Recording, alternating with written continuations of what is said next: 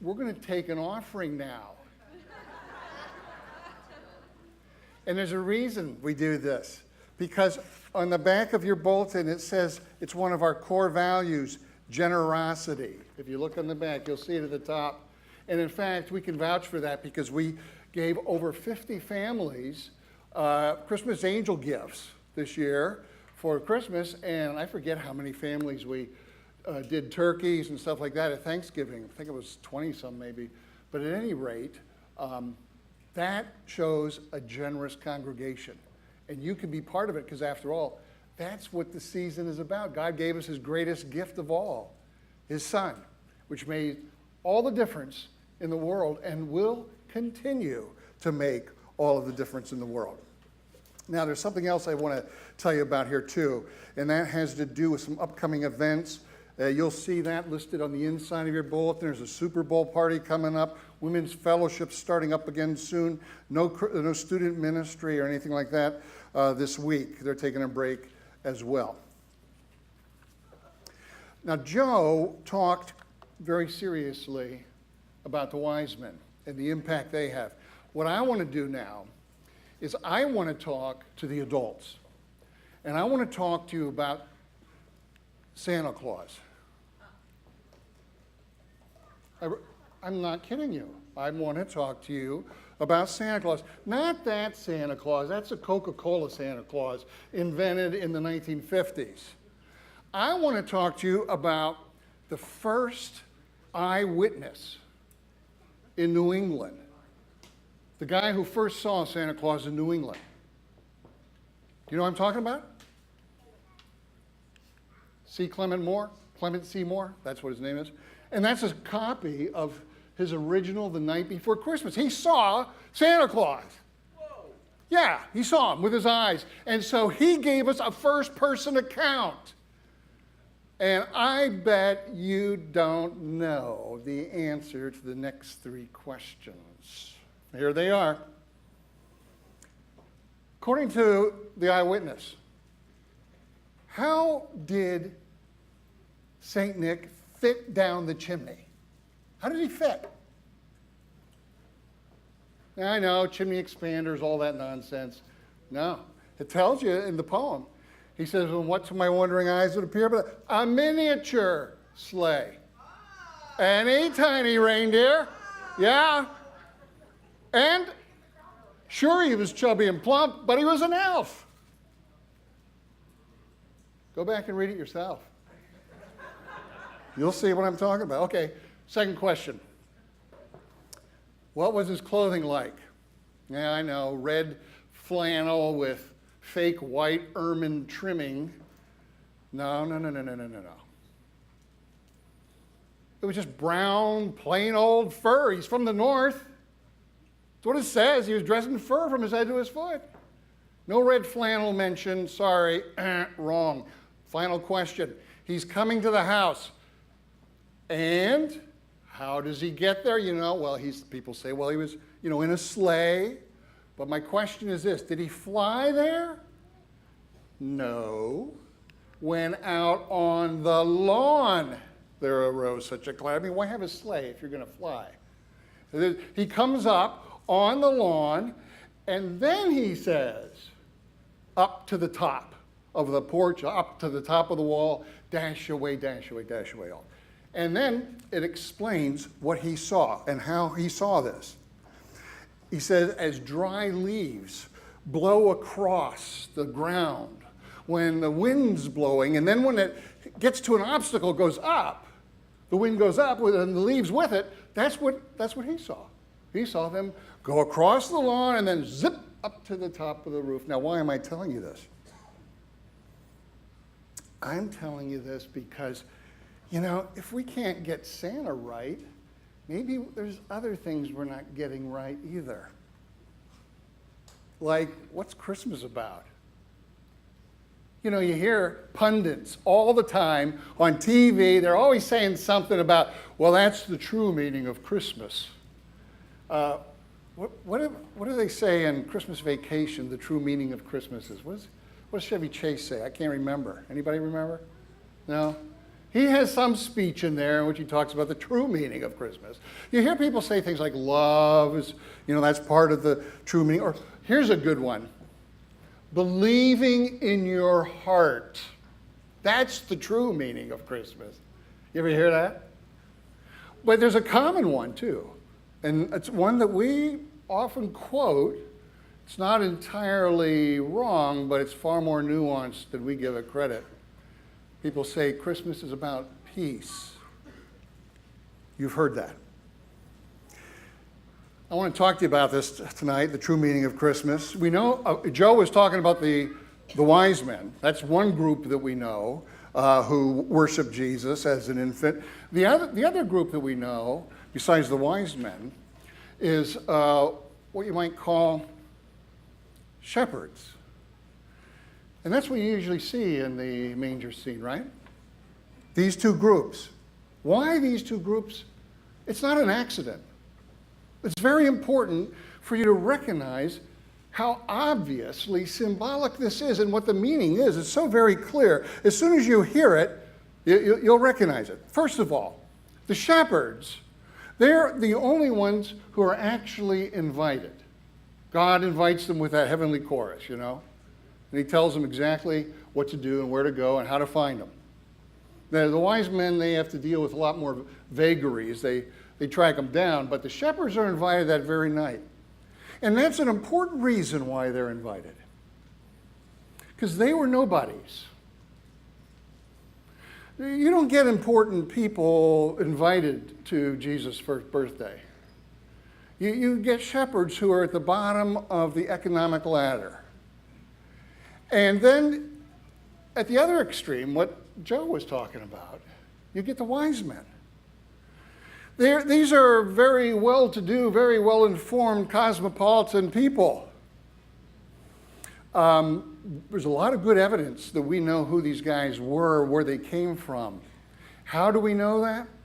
Because, see, they're coming from the east. We're talking the Chaldean region. And the Chaldeans were famous for magi and for wise men. And the Chaldeans, we don't use that word so much anymore, but just 50 years ago or so, we could have called them Persians. Today we might say Iranians. But back in Daniel's day, you'd say Babylonians. These were the people, the culture, the civilization that conquered Jerusalem and then carried away the best and the brightest young men, which they installed in their courts and educated. And Daniel was one of them, and his three friends, Shadrach, Meshach, and Abednego, and they learned the only thing that was worth learning by the best and the brightest back then.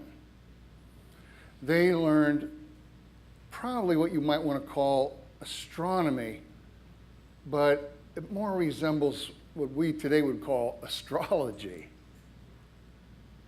And that's why they recognized the star. They didn't know there were planets. And so when there was erratic movement of the planets in the sky, they just said, why are these stars moving? And they tracked them, and they knew all about them. And so when a star appeared in the, constellation, then they knew that something big was happening. But what would they know about the Messiah? Only what somebody like Daniel would have told them, and then had that passed down through generation after generation. Don't forget, Daniel was number 2 in power at one time. An odd place in Babylonia for a nice Jewish boy to be. But he was intelligent beyond recognition. And on top of it all, God spoke to him in dreams and gave him the power to interpret things.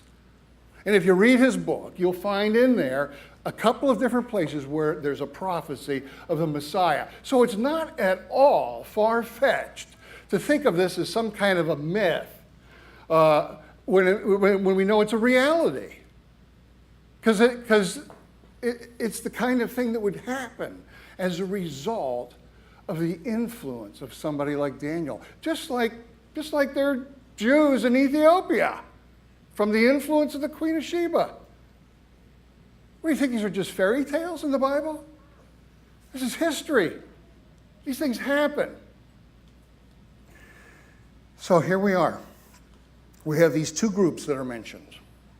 The shepherds, the wise men, two extremes.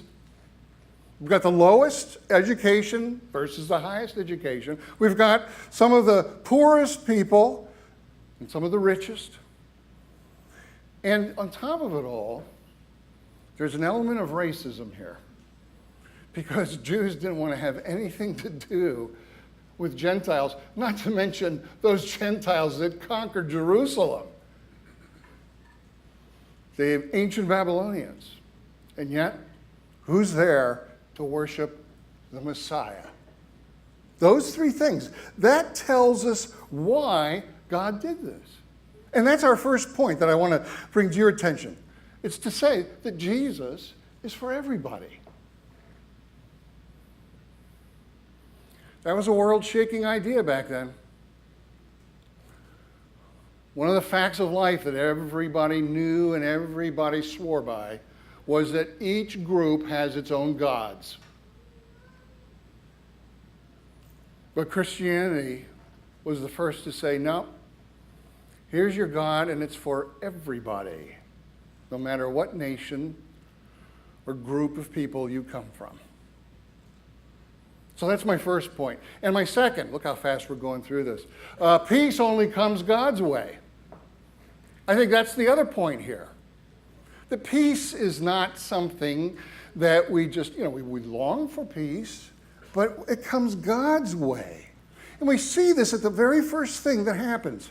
After Jesus is born, 7 days later, you're required by Judaism to present your child at the temple for dedication. And so that's what Mary and Joseph did, and it gives us an account of this in the book of Luke. And we read these words about a man named Simeon, who was a prophet. He says this: he blessed Mary and the baby and Joseph. He blessed them all. And then he said this: behold, this child is appointed for the fall and rising of many in Israel, and for a sign that is opposed, and a sword will pierce through your own soul also, so that thoughts from many hearts may be revealed. That's a fancy way of saying Jesus is going to divide people. And some are going to be for him, and some are going to be against. And that goes all the way back to the first prophecy in Genesis, when the Lord said to Eve, your seed is going to have the heel of his foot struck by the serpent, but his heel will crush the serpent's head. And ever since then, it's been that story. I will place enmity, God said, between your seed and the seed of the serpent. And that's why there can't be any peace.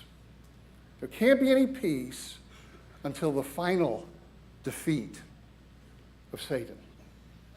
And that's what the beginning of Christ's story is about. So that's why we go to peace right away. We think, oh, peace, great. But it's still a process, it seems, in God's timing. Look how it says it in Matthew 2. Now, after Jesus was born in Bethlehem of Judea in the days of Herod the king, behold, wise men from the east came to Jerusalem, saying, where is he that's been born King of the Jews? For we saw his star when it rose and have come to worship him. When Herod the king heard this, he was troubled. I got ahead, didn't I? When Herod the king heard this, he was troubled, and all Jerusalem with him. There we go. Then Herod summoned the wise men secretly and ascertained from them what time the star had appeared. And he sent them to Bethlehem, saying, go and search diligently for the child. And when you have found him, bring me word that I too may come and worship him. And being warned in a dream not to return to Herod, they departed to their own country by another way. And then Herod, when he saw that he had been tricked by the wise men, became furious. And he sent and killed all the male children in Bethlehem and in all that region who were 2 years old or under, according to the time that he had ascertained from the wise men. Thank you very much, Jesus. And don't think I'm irreverent. All of you have been mad at God at some point, haven't you? Haven't all of you thought at some point you can run things better than God's doing? I mean, what kind of a peace is this? This peace that Jesus brings. This peace that God is perpetrating on the human race.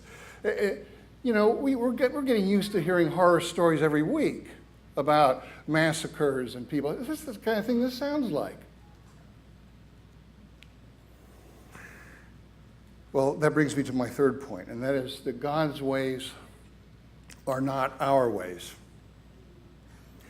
He has a higher purpose, and that's difficult for us to take a lot of times. But I guarantee you, in heaven, nobody's going to walk up to God and say, "What were you thinking?" Because we'll know and we'll see and we'll understand. You know what I found out Wednesday? This past Wednesday, I found out that our rental lease is not being renewed. We have to be moved out by January 31st. So I thought, well, great. Nice Christmas gift. Christmas peace. Bah humbug. Right? But then there's somebody else who says, well, that's nothing. I just lost my job. And then there's somebody else who says, yeah, well, that's nothing. I have stage 4 cancer. And then somebody else says, yeah, well, at least you've got your family around you. My family's not talking to me. My son won't talk to me at all. And then there's somebody else who says, yeah, well, at least you have a son. Mine got killed in a car accident. And on it goes, because each of us has our agenda for peace. But God has an agenda for peace, and we need to learn about that. And that's why Jesus came into this world. Look how he says it here in John 16:33. I have said these things to you, that in me you may have peace. In the world, you will have tribulation. And he's not just saying a tough time there.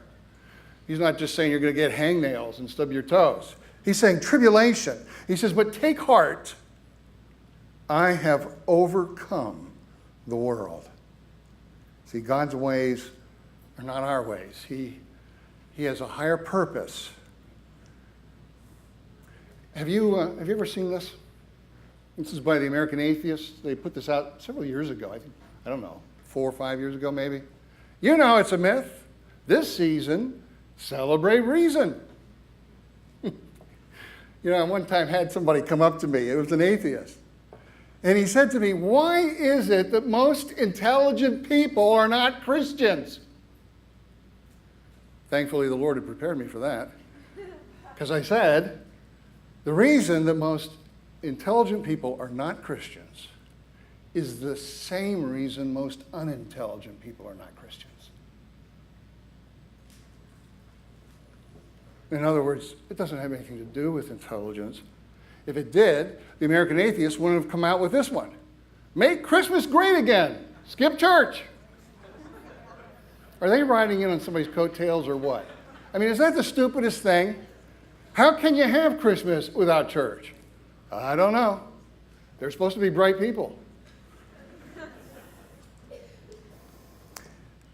Here's what I like, 1 Corinthians 1:20. Where is the one who is wise? Where is the scribe? Where is the debater of this age? Has not God made foolish the wisdom of the world? For the foolishness of God is wiser than men, and the weakness of God is stronger than men. But God chose what is foolish in the world to shame the wise. God chose what is weak in the world to shame the strong. God chose God chose what is low and despised in the world, so that no human being might boast in the presence of God. Wise men still seek him. You know, this year, do yourself a favor. Take some pressure off yourself, right? Quit trying to invent Christmas the way you want it. Quit trying to, make your life conform to your aspirations. And instead, relax. That's why Jesus came. Let God inform you what Christmas is. Let God enlighten you. And that's why Jesus came. And that's why wise men still seek him. Let's pray. Father, thank you that you've given us such great examples in your word.